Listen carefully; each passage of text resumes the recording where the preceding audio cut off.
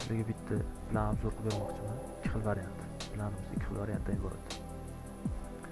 Hop, birinchi plan variantimizda uyimiz bir qator tushgan. Bittaga bir katta yutug'i, yerimiz kengroq qo'ygan.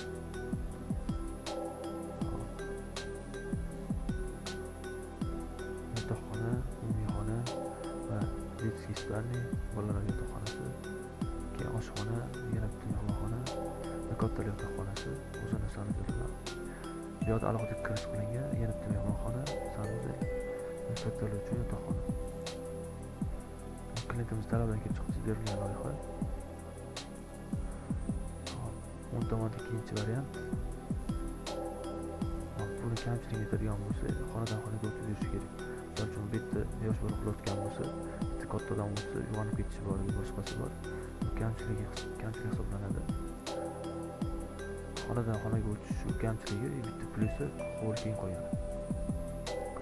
Bittaga plyusdan yetadigan bo'lsa, xonadan xonaga o'tilmaydi. Hammasi koridor orqali kiriladi, yo'l orqali. Oshxona alohida, umumxona alohida, mehmonxona alohida, yotoqxona alohida, erkaklar uchun zallar alohida, mehmonxonamiz. Bolalar yotoqxonasi alohida kirish, koridordan kirish berilgan. Umumiy sanuzel, yosh bolalarga yana bitta yotoqxona, детский spalni. Bitta qulayligini aytsa, misol uchun xonada konditsioner yoqsa yoki issiqlik, отопление yoqsa, xonadan xonaga issiqlik o'tadi. Qishda misol uchun kirib chiqib yurilmaydi, xonadan xonaga o'tib yurilmaydi. Shu plyus tomoni bor planimizda. Endi agar kichkina minus bo'lsa, bo'li biroz bunga qaraganda kamroq qo'ygan.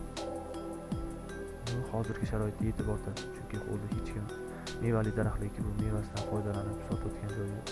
Faqat eksa o'zi uchun bitta mevali daraxt ekib qo'yadi yoki landshaftni zona qilib qo'yadi.